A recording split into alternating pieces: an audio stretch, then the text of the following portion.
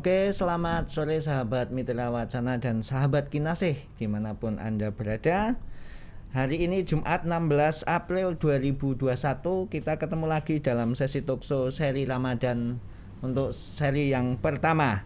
Nah, pada kesempatan kali ini saya sangat berbahagia karena ini sudah lama sekali ya saya mengenal beliau-beliaunya ini, tetapi baru kali ini bisa ketemu dan alhamdulillah bisa tatap muka walaupun masih di tengah pandemi COVID-19. Kita harus tetap menjaga protokol kesehatan dan mungkin agak terganggu dengan suara atau audionya yang ada karena memang harus memakai masker gitu. Nah, pada kesempatan kali ini kita akan mencoba diskusi ngobrol santai seputar peran perempuan dalam membangun toleransi atas kedaulatan beragama dan berkeyakinan atau KBB. Wah, ini sebuah tema yang cukup menguras energi kira-kira begitu di tengah sore hari ini dan mungkin di tengah-tengah puasa gitu bagi yang menjalankan. Nah, dan tentunya sebelum masuk ke diskusi, alangkah lebih baiknya saya kenalkan nih, pasti sudah terkenal sekali. Yang pertama Ibu Agustina Murniati atau Mbak Ibu Nunu, mungkin banyak yang kenal beliau. Saya pribadi kenal beliau dari YouTube, dari buku-buku karya beliau. Sehat Bu, selamat sore. Selamat sore Mas. Terus yang kedua ada Mbak Yus Marti Mastia. Selamat sore Mas. Sore, sehat Mbak? Alhamdulillah sehat. Ini saya panggilnya apa Mbak? Yus. Nah, Mbak Yus. Oke, Mbak Yus ini dari Koordinator Sosial Budaya PW Fatayat DIY dan KPAID. Sebelum ke tema ini, kita mungkin banyak sekali mendengar hari-hari ini banyak berseliweran di media sosial. Mungkin bagi kami teman-teman muda, soal toleransi ini menjadi problem tersendiri. Ada yang memang itu ya toleransi bagi sebagian teman-teman muda itu sering dikatakan ya itu wajib karena kita hidup di sebuah negara yang sangat beragam. Mungkin hari ini aja, sore hari ini kita sangat beragam gitu, dan tidak ada kedamaian yang tidak didasari oleh toleransi. Nah, tetapi di sebagian lain mungkin ada yang saya gelisah Mbak, dan jujur aja ya Bu Nunu, saya itu kemarin tuh mendengar sebuah siaran di radio dan itu terpancar luas karena saya waktu itu pas ada di jalan terus memutar itu ada yang bilang begini, toleransi itu nggak ada dalam Islam gitu, atau toleransi itu nggak ada antar beragama. Karena apa ya, sejatinya agama ya ada pakem-pakemnya sendiri, tidak boleh dicampur adukan dan lain sebagainya. Itu yang mungkin pertanyaan atau jangan-jangan orang yang berpikiran seperti itu salah nih memandang atau memahami toleransi itu apalah. Pada kesempatan kali ini mumpung ada Bu Nunu ini, kira-kira apa sih pengertian toleransi yang mudah dipahami, jangan sampai salah. Toleransi itu istilahnya jangan seperti kayak dicampur adukan agama, tapi bukan seperti itu mungkin. Kira-kira apa Bu toleransi itu? Menurut saya ya, toleransi itu adalah menerima, mengakui, menghargai pilihan. Nah, pilihan itu bisa macam-macam ya Mas. Bisa pandangan, bisa agama, bisa orientasi seks, bisa macam-macam. Lah, toleransi ini adalah menghargai, menghormati, mengakui dulu. Ya, bahwa itu ada perbedaan. Lalu kemudian mulai mengakui, menghargai, dan menghargai, menghormati. Ya beda-beda. Jadi yang beda, kalau aku beda dengan Anda Mas, itu tidak jelek, wajar. Beda seksnya sudah beda, laki-laki dan perempuan. Belum lagi umurnya. Belum, jadi toleransi itu kan perbedaan antar setiap manusia itu kan beda-beda. Menerima, mengakui dan menghormati itu yang penting. Oke. Luar biasa. Memang dasarnya kita berbeda. Nah, bagi Mbak Yus, bagaimana ini? Mungkin kalau di pandangan Fatayat ya, apakah perbedaan itu keniscayaan atau bagaimana? Kalau menurut saya ya, Nggih. toleransi ini memang keniscayaan. Nggih. Karena memang Tuhan itu menciptakan manusia itu berbeda. Ya. Dengan latar belakang yang berbeda pula. Betul. Nah, toleransi ini memang tidak bisa hanya dipahami hanya toleransi keberagamaan. Yeah. Tetapi toleransi ini juga harus dipahami bahwa dunia ini penuh dengan berbagai keragaman yang harus kita akui memang seperti yang kata Bu Nunu tadi. Dengan kita mau mengakui bahwa itu sebuah keniscayaan dan fitrah dari Tuhan yang sudah diciptakan oleh Tuhan kepada kita manusia, itu ya kita harus mengakui bahwa itu perbedaan yang ada.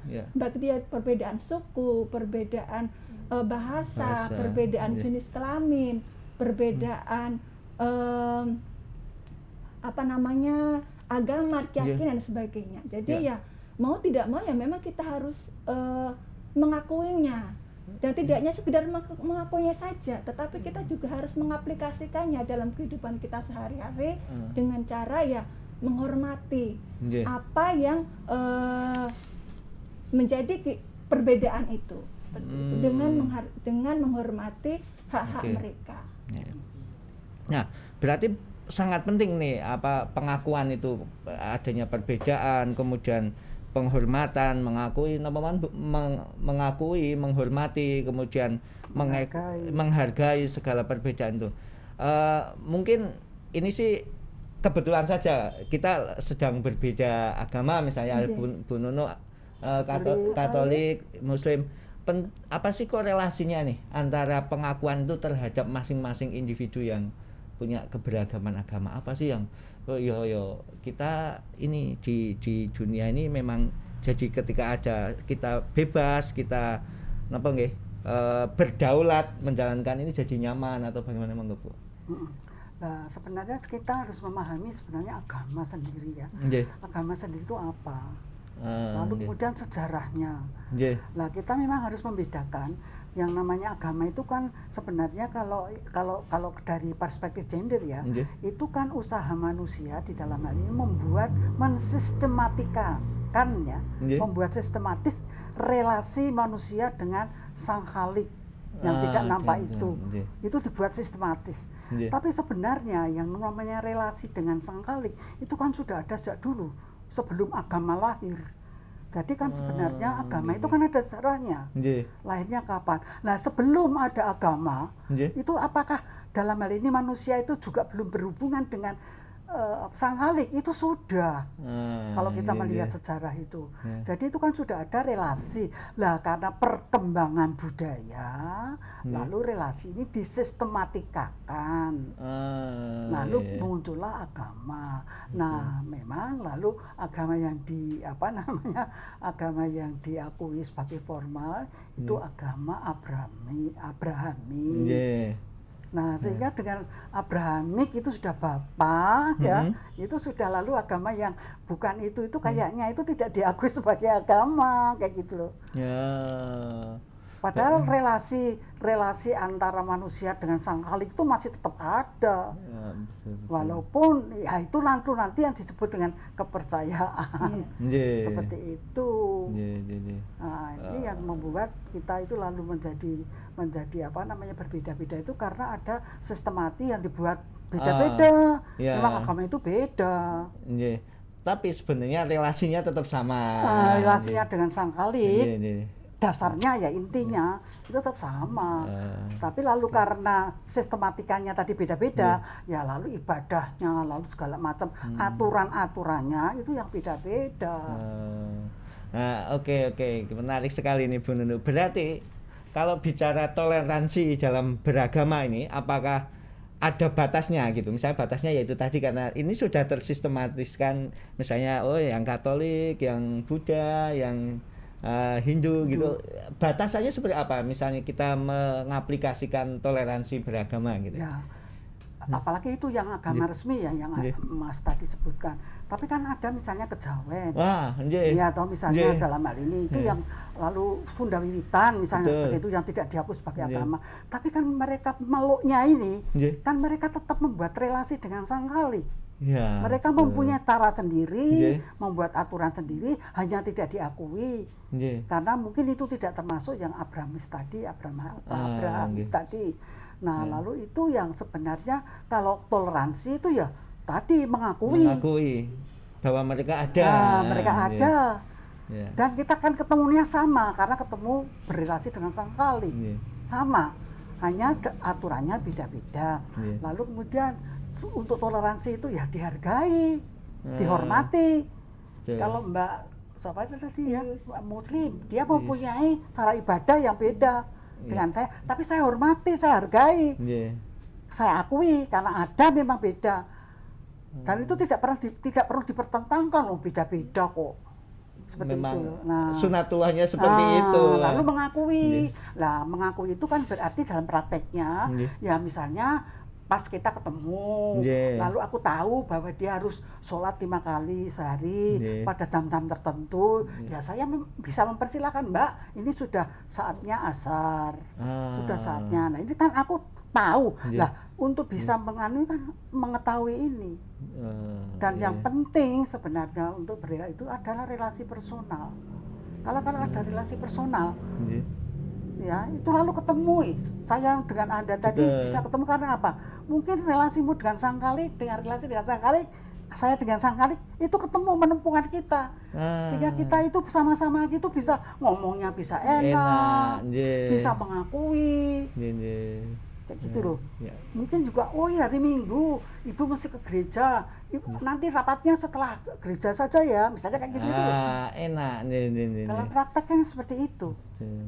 Jadi saling menghormati. Lalu misalnya kita sedang rapat, lalu kita dengar azan misalnya, kita berhenti dulu.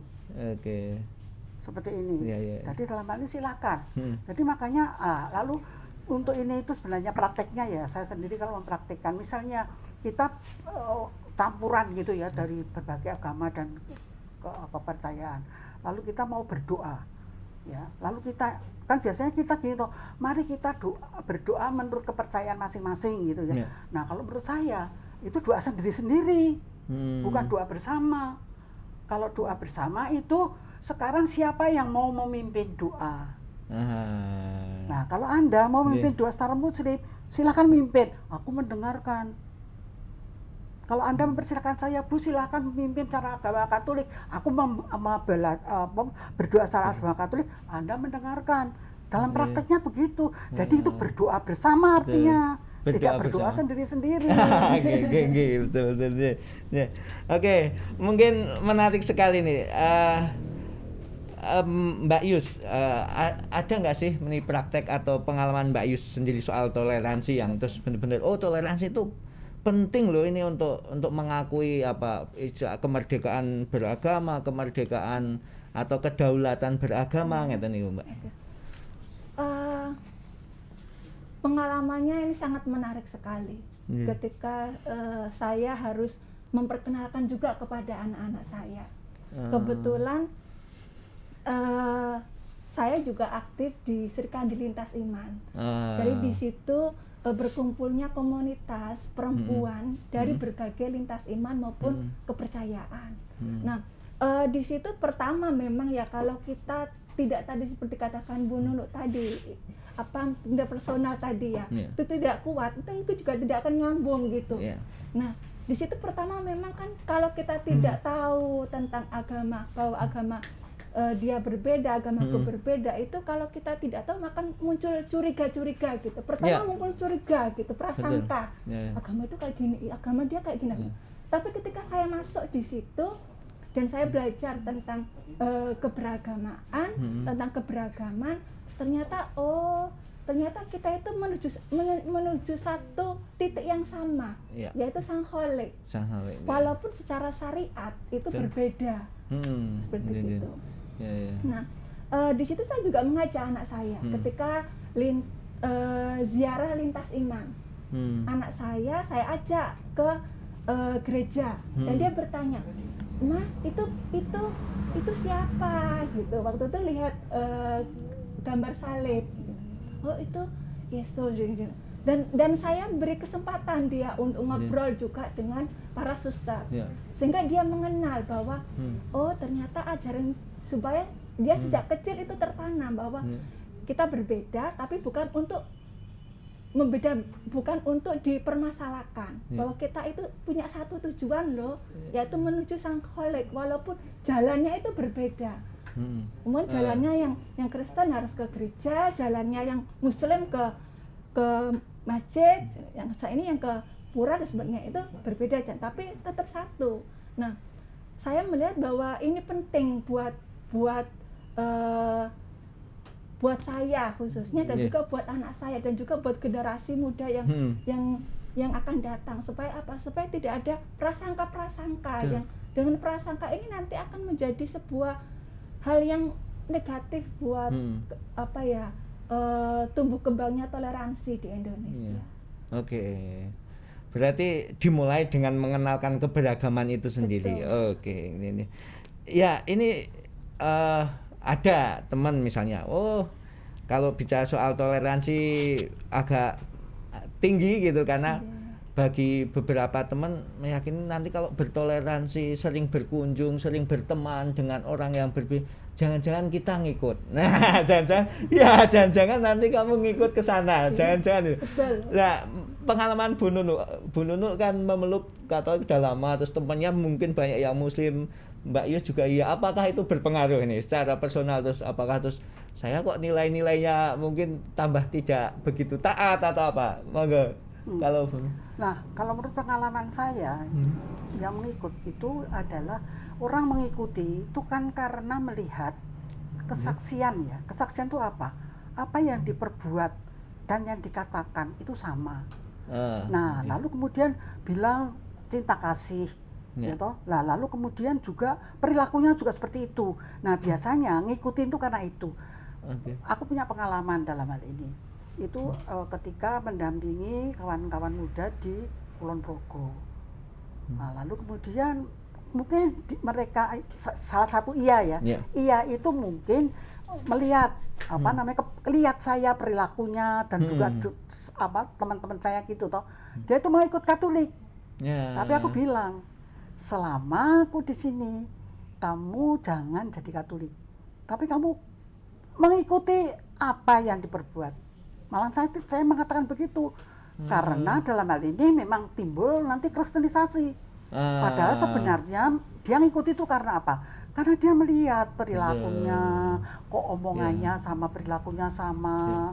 Aku kok ya kepengin nirukan. Kan orang itu kan suka tiru, karena teladan itu kan penting.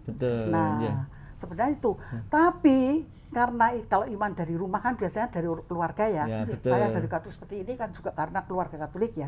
Mungkin yang Islam juga karena itu sudah ditanamkan, itu ya nggak mungkin. Saya itu berusukan ke pesantren itu sejak dulu loh. Gitu loh.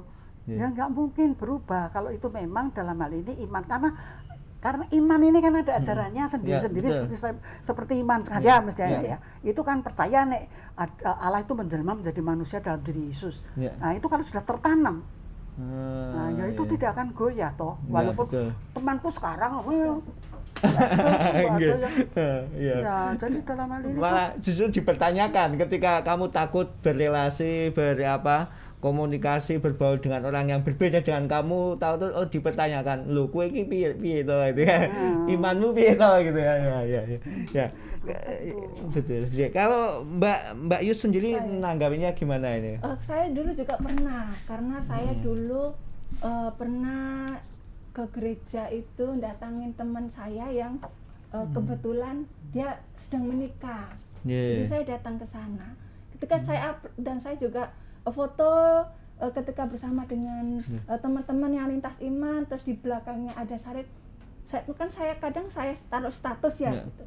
Kadang teman saya kadang ada yang dalam hal ini tanda kutip itu komentar yang murtad lah, yang sudah menyalahi ajaran Islam lah kayak gitu. Tetapi dengan saya seringnya berkumpul, berteman dan berkunjung ke beberapa agama yang berbeda dan keyakinan yang berbeda dengan saya, itu malah tidak membuat saya surut gitu keimanan dan keyakinan saya kepada kholik saya gitu. Itu malah menambah apa ya, ketebalan iman saya. Karena apa? Ya itu tadi bahwa secara syariat memang berbeda-beda, tetapi secara budaya itu sama.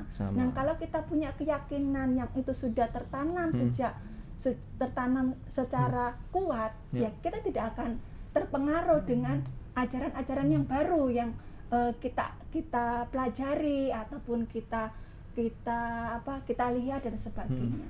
Sebenarnya itu tergantung pada keimanan kita sendiri seperti itu.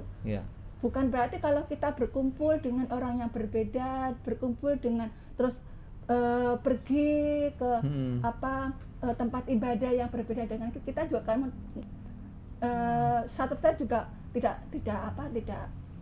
benar gitu.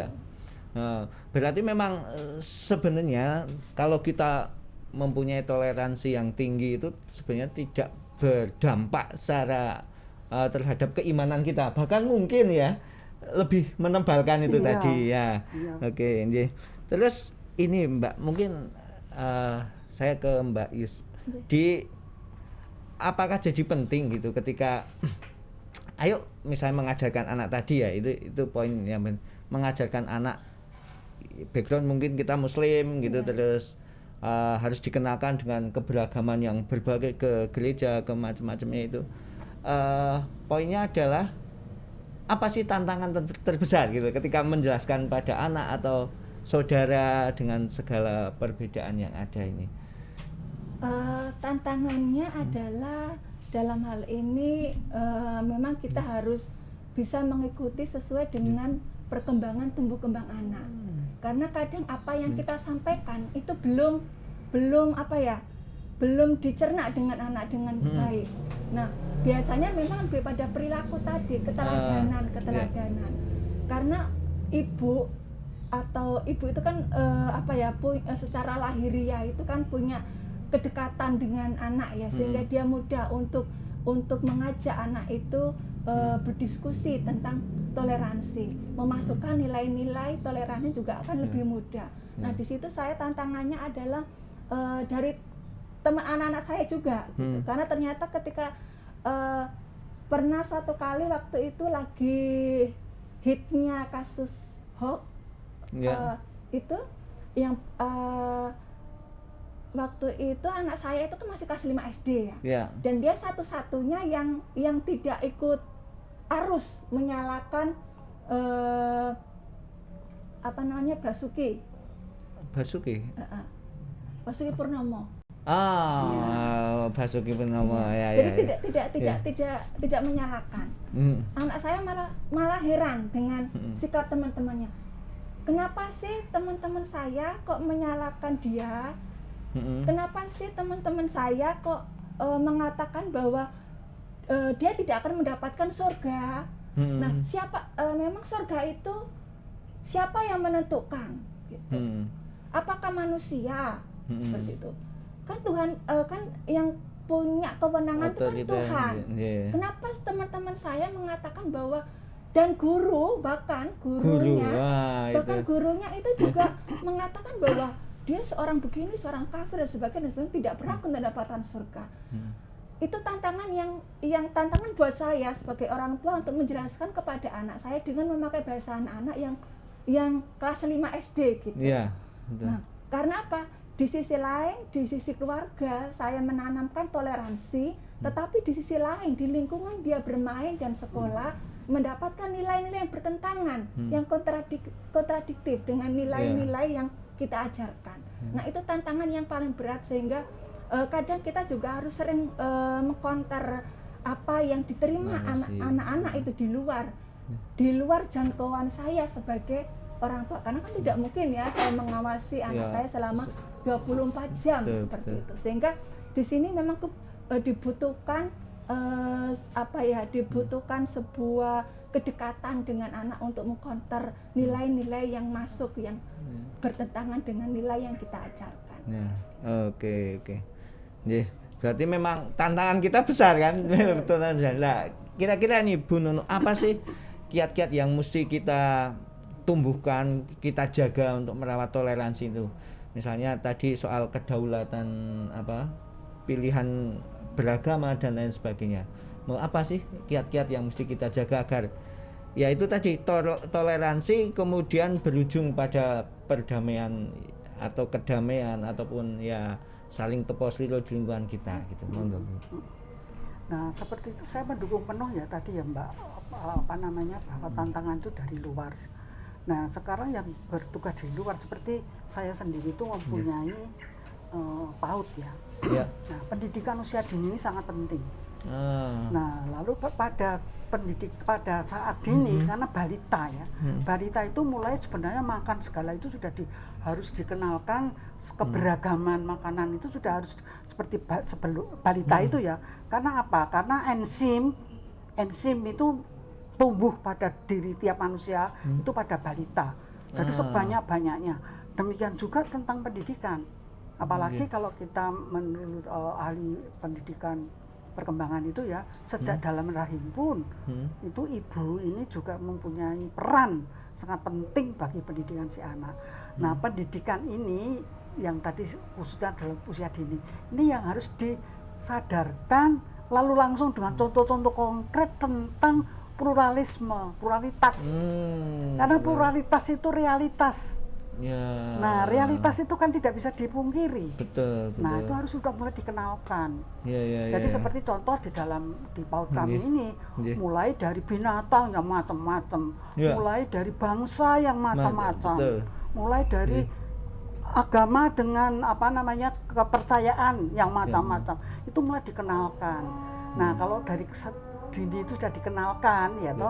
Nah, ini nanti masih tantangan yang seperti katakan Mbak tadi masih tetap ada nanti di SD.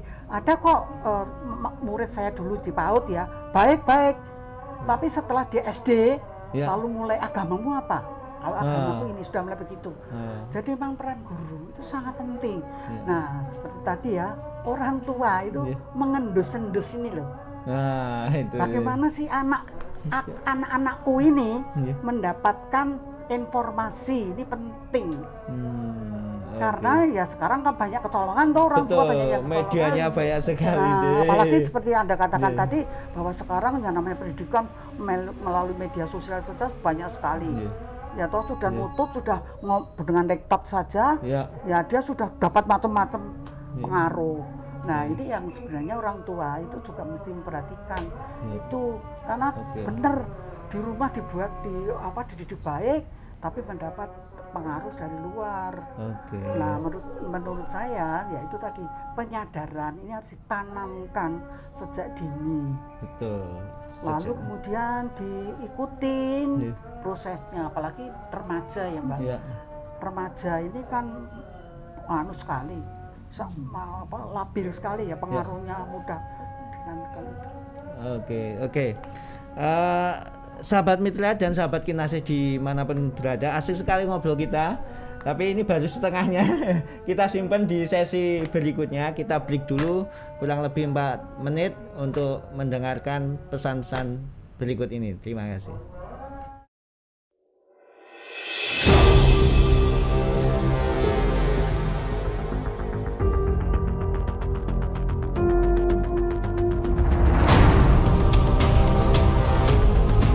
Mari lawan bersama virus corona. Jauhi keramaian. Disiplin jaga jarak. Dan selalu cuci tangan Anda. Jangan lupa pakai masker. Stay at home di rumah aja.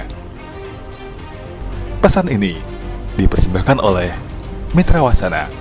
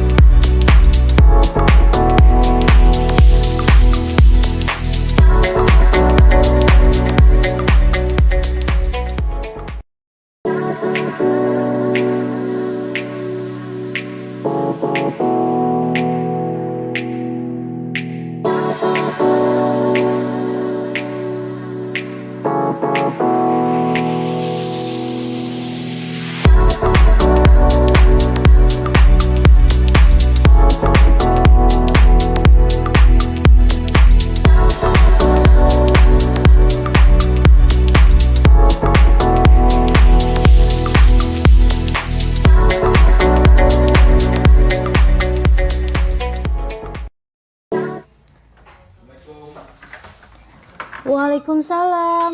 Ono apa ya Mas? Kok rame-rame ngene iki? Loh, kan iki wayahe syuting. Oh ya Allah, aku lali. Assalamualaikum warahmatullahi wabarakatuh. Selamat pagi pemirsa. Kali ini saya akan memberikan tips dan trik buat kalian cara menjaga kesehatan mental di saat pandemi COVID-19 ini. Seiyo Mas, aku tak nganggo sepatu dulu.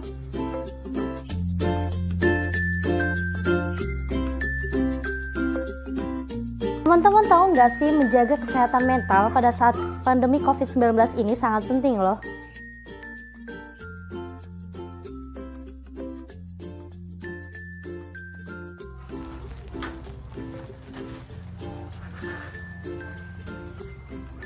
Ada beberapa hal yang dapat menyebabkan gangguan kesehatan mental, seperti rasa ketakutan atau rasa cemas kita akan adanya wabah, dan rasa jenuh saat karantina, kemudian banyaknya informasi yang simpang siur dan belum tentu jelas dan faktanya.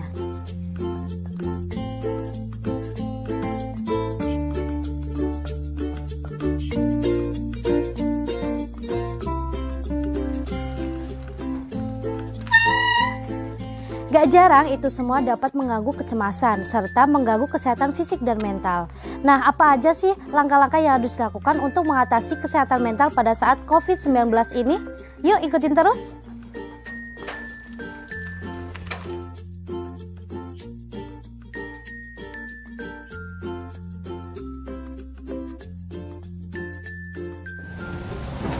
Yang pertama yaitu selalu melakukan aktivitas fisik. Seperti olahraga, melakukan peregangan, dan latihan pernafasan yang membantu kita untuk menenangkan diri atau merilekskan. Dan jangan lupa berjemur di bawah sinar matahari ya untuk meningkatkan imun tubuh kita.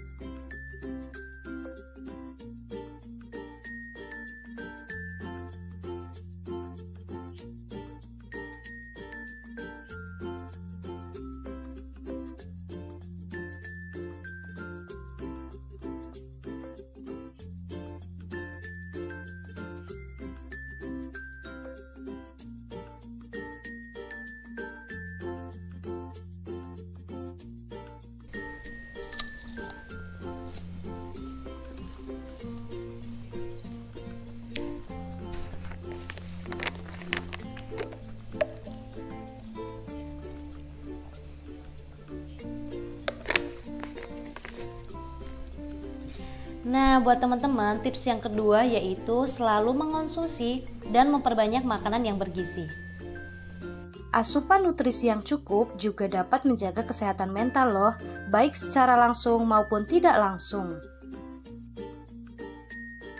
Nah, tips yang ketiga, kalian selalu menggunakan waktu luang untuk kegiatan yang bermanfaat, seperti membaca buku. Selanjutnya, tips yang keempat, bijaklah kalian dalam memilih informasi yang dibaca. Jangan sampai informasi yang kalian baca membuat merasa cemas dan takut akan adanya pandemi COVID-19 ini.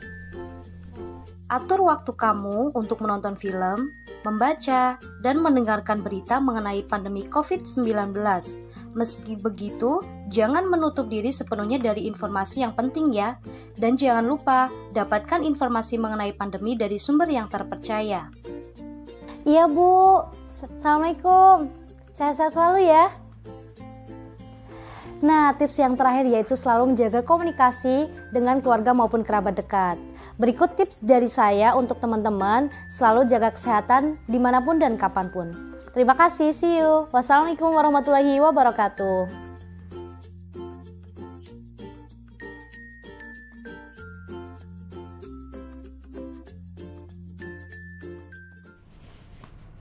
Oke, selamat sore kembali lagi di Talkshow seri Ramadan 1. Mitra Wacana bekerja sama dengan SP Kinasih dalam peran perempuan dalam membangun toleransi dan kedaulatan beragama dan berkeyakinan. Nah, ini temanya luar biasa menguras energi ya. Tetapi pada kesempatan kali ini saya tidak sendiri, jadi saya akan terbantu sekali ada Bu Nunuk dan Mbak Yus. Nah, itu panggilan menariknya ini.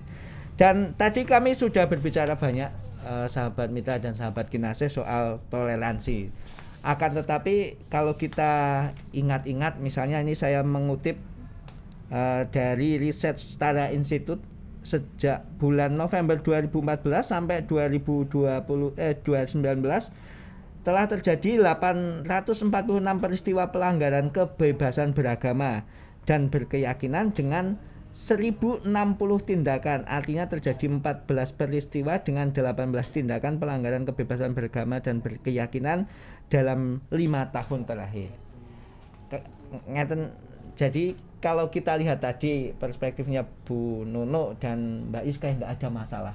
Toleransi ya baik-baik saja. Toleransi itu menyenangkan sekali di keseharian kita maupun ini, dan tentunya toleransi kalau kita rasakan tuh ayem di hati. Tetapi secara faktanya tadi itu ada catatan beberapa tindakan kebalikan dari toleransi, yaitu intoleransi itu. Nah, menurut Bu Nunuk dan Mbak Yus ini apa sih yang menjadi pemicu bahwa intoleransi masih juga terjadi di negara kita gitu? Enggak.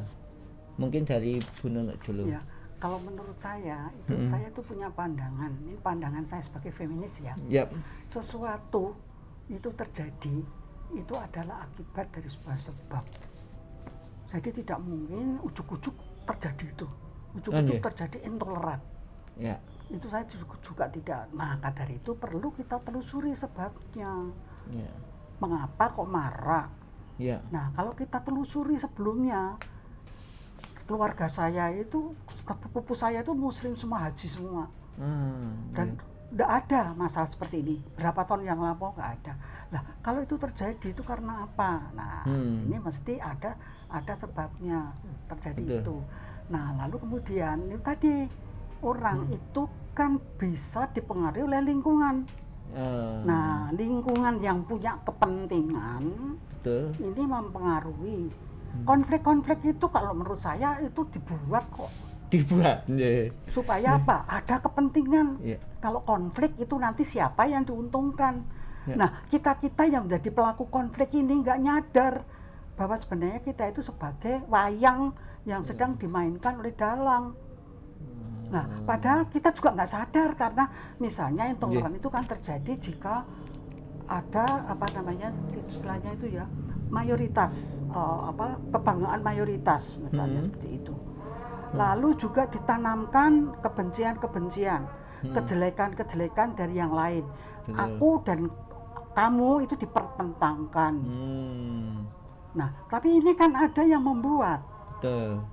Sehingga yang kita itu tidak sadar. Kalau menurut saya mesti ditelusuri apa sebabnya. Karena dulu nggak ada kok itu. Kok lalu sekarang muncul menguat. Apalagi mendekati pilkada. Menguat dan mengerikan. Menguat dan mengerikan. Dan lalu sekarang jadi sasaran memang anak-anak muda, kaum muda. Nah, karena apa? Karena ya tahu konsumen yang mudah dipengaruhi itu anak-anak muda tadi. Apalagi sekarang situasi ini informasi ya itu sangat masif. Dunia global itu sudah tidak ada dunia itu kan sekarang sudah tidak ada sekat-sekatnya tadi. Nah, sudah. Maka dari itu seperti itu. Jadi intoleran itu muncul itu karena ada sebabnya. Dan sebabnya tadi kepentingan. Nah, kalau kita bilang kepentingan itu kan sudah politis ya. Mesti ada kepentingan politik. Kepentingan itu selalu ada, Mas. Kita yang mengandung damai ya, seperti kita itu sekarang itu kan punya kepentingan juga. Menyampaikan. Karena apa? Gerakan perdamaian. Kepentingan juga tuh. Nah, kita itu juga gerakan politik sebenarnya, tapi dalam hal ini ada juga yang punya kepentingan lain. Yang tidak senang kalau ada perdamaian, tidak senang kalau ada orang sejahtera, lalu punya itu. Jadi mesti ada kepentingan yang di belakang. Oke. Kalau menurut Mbak Yus bagaimana ini kondisi intoleran di Indonesia? Tadi mungkin kita juga bisa membaca agak memanas ketika menjelang putaran politik atau momen-momen politik dan sebenarnya memang maraknya intoleransi yang ada sekarang ini ya. Apalagi itu dilakukan juga oleh perempuan. Karena ternyata yang dulunya tidak menjadi target pelaku itu, sekarang itu ternyata juga perempuan juga menjadi target kepentingan politik itu. Dan lagi-lagi agama itu hanya dijadikan sebagai jalan untuk memuluskan dari kepentingannya tadi gitu. Kepentingan yang tidak ingin ada perdamaian, tidak ingin ada toleransi di Indonesia dan sebagainya, dengan mengatasnamakan agama. Kenapa mengatasnamakan agama? Karena dengan mengatasnamakan agama itu akan lebih cepat untuk membuat orang-orang itu punya satu gerakan gitu. Jadi jadi cepat untuk menyulutkan api gerakan sesaat yang intoleran gitu. Kan dengan agama tersebut gitu. Kalau dia memakai kendaraan politik mungkin orang sudah udahlah gitu ya, udah pada tahu gitu. Tetapi dengan agama itu akan mempermudah, memuluskan kepentingannya tadi seperti itu. Nah, memang ada 3 hal dalam hal ini terkait dengan perempuan ya khususnya, dimana bahwa perempuan kita lihat dalam kasus yang di Surabaya tahun 2017, bagaimana seorang ibu yang tega mengajak anaknya untuk meneror, mengebom 3 gereja di Surabaya. Itu kan sesuatu yang di luar logika kita gitu, kok tega seorang ibu dan sebagainya. Nah, laki-laki karena apa? Ternyata setelah ditelusuri ternyata ada budaya patriarki di keluarganya, yang dimana budaya patriarki ini mengatasnamakan bahwa seorang perempuan, seorang ibu itu ya harus nurut kepada suami apapun yang kan sebenarnya pelaku utama itu kan suami dia itu kan. Harus nurut apa yang diyakini, yang dilakukan oleh suaminya seperti itu. Budaya patriarki masih banyak dipahami seperti itu. Belum lagi juga literasi media sekarang ini ternyata lebih banyak yang menyajikan berita hoax. Ya. Anak-anak muda kayak kemarin kasus Zakia itu kan juga sebagai proses dari mana dia hanya mendapatkan ajaran yang dia pahami sebagai sebuah hal yang mengharuskan untuk berjihad. Jihadnya dengan cara dia menodongkan pistol mainan. Pistol mainan. Itu kan. Walaupun itu kan juga walaupun di sisi lain dia juga perempuan itu sebagai korban. Tetapi lagi-lagi ya karena keterbatasan literasi media yang menyuarakan kepada perdamaian. Karena ternyata literasi media yang berkonotasi hoax itu, kebencian, itu lebih gencar dibandingkan yang perdamaian, toleransi dan sebagainya. Terus belum lagi juga terkait dengan kebijakan yang ada di Indonesia ini masih bias terhadap minoritas dan juga terhadap perempuan. Makanya kenapa kemarin di tahun 2020 sekitar 1.200 gerakan perempuan itu terkait dengan 3 SKP Menteri itu mereka mendorong pemerintah untuk mendorong untuk mencabut perda-perda atau kebijakan yang diskriminatif seperti itu. Karena itu akan melahirkan kebencian di masyarakat kalau perda itu tetap ada seperti itu. Di sisi lain juga ternyata masih banyak ajaran keagamaan yang perlu mendapatkan interpretasi ulang. Nah, interpretasi keagamaan ini yang sebenarnya yang harus diperbaiki lagi, diolah lagi, juga menjadi sebuah menjadi sebuah ide prestasi keagamaan yang konstekstual dan kompatibel di masyarakat, sehingga nilai-nilai toleransi, nilai-nilai keberagamaan itu yang dominan di masyarakat. Iya. Seperti itu. Bukan nilai-nilai yang intoleran, tetapi nilai-nilai toleransi inilah yang harusnya lebih dominan di masyarakat. Itu sih kalau menurut saya. Iya. Oke. Ternyata serumit itu perjalanan. Iya, tidak semudah yang kita bayangkan. Oh, pusaran politik kemudian juga, tetapi juga mungkin saya sepakat bahwa perempuan menjadi korban juga nih di dalam konteks misalnya kemarin ada bom, kemudian ada apa itu sebuah gerakan-gerakan yang di atas nama perempuan untuk memobilir satu calon dan macam-macamnya ya.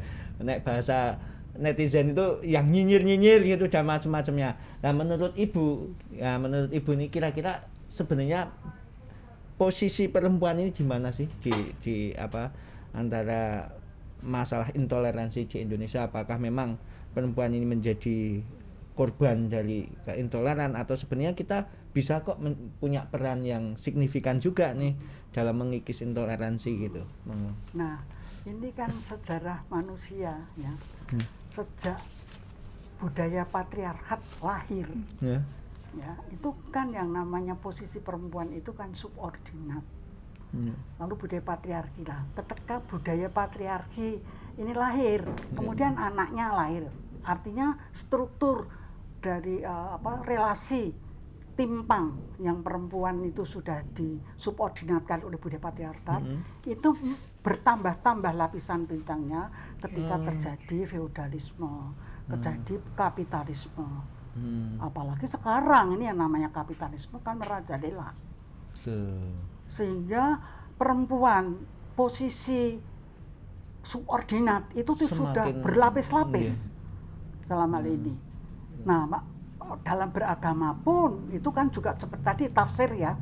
Tafsir itu kan juga seperti misalnya sudah diulang-ulang tafsir bahwa perempuan itu dari rusuk laki-laki, padahal tidak kontekstual dalam hal ini. Mengapa kok itu ditulis seperti itu dalam Alkitab ya? Dalam Alkitab kok ditulis seperti itu kan tidak diajarkan seperti itu. Yang diajarkan ya yang teks itu. Nah, makanya teologi itu juga penting sekarang untuk kontekstual, itu ditelusuri. Sebenarnya mengapa kok teks itu kok ditulis seperti itu. Nah, maka dari itu yang namanya perempuan sekarang kan ada feminisme religion ya, artinya yang menelusuri di agama-agama, karena memang saya sendiri itu juga menyadari bahwa banyak perempuan itu dibohongi itu lewat agama. Lalu kalau mempertanyakan itu dosa, sudah tidak berani mempertanyakan. Padahal itu sebenarnya nggak nyaman bagi perempuan. Mosok Allah itu adil kok. Dibedakan kok ada relasi timpang antara perempuan dan laki-laki. Apalagi tadi yang dikemukakan Mbak Yus tadi, perempuan harus manut karena ada ajaran bahwa yang berrelasi dengan sang khalik itu laki-laki, perempuan itu enggak, kan gitu. Jadi harus lewat laki-laki kan gitu. Dalam gereja Kristen pun mengatakan Allah itu Bapa. Bagi yang tidak paham, dia mesti bayangannya, imajinasinya, citranya Allah itu mesti kakek yang pakai janggut putih, apalagi digambarkan seperti itu. Lah, kalau ketika dia berdoa Allah yang Maha Kasih, lalu dia melihat kakeknya, bapaknya, suaminya itu sebenarnya pelaku kekerasan. Apa bisa si perempuan ini menjalin relasi kasih dengan Allah? Kan sebenarnya nggak bisa juga. Nah, ini yang disebut kekerasan spiritual itu di situ. Jadi dalam hal ini citra si Allah yang sang khalik yang kita semua belum pernah ada yang ketemu, ya ini harus itu adalah citra netral. Itu adalah energi, sumber energi ilahi ya, yang belum ada yang tahu, tapi itu ada karena kita alami. Nah, ini kalau kita semua itu merasakan itu, nah yang kamu alami, Mbak Yus alami, kita alami bersama itu sama dari energi yang sama tadi. Nah, ketika kita itu mengalami dari energi yang sama dan tidak dipengaruhi oleh lingkungan yang punya kepentingan tadi, ya kita bersatu. Tetapi kalau ada pengaruh dari itu, apalagi pengaruhnya sekarang dengan marketing yang luar biasa ya. Nah, itu kan manusia tuh ya kan manusia ya, bukan malaikat ya, mudah terpengaruh. Nah, lalu kemudian perempuan itu lalu sebagai sasaran. Perempuan itu sasarannya karena apa? Ya karena sudah diperbodoh, disubordinatkan. Potensi perempuan ya sebenarnya itu punya potensi perempuan itu karena apa? Dia punya rahim, dia sumber kehidupan. Ya toh dia sebenarnya punya kekuatan rahim. Tetapi justru rahim yang menjadi kekuatan perempuan itu dijadikan battle perang dengan perkosaan ini. Jadi dalam hal ini itu kalau perempuan itu sudah tidak tahu lagi kekuatanku dari mana. Nah, penyadaran ini yang penting, penyadaran untuk perempuan ini karena sebenarnya perempuan itu ya tadi itu fitrah loh itu. Ilahi loh. Karena yang punya rahim yang dititipin hidup manusia baru itu perempuan. Nah, ini kan sebenarnya juga Sang Khalik menciptakan manusia itu kan juga ada maksudnya. Tapi ketika masyarakat itu tahu bahwa kekuatan perempuan itu justru di situ, itu justru yang dirusak.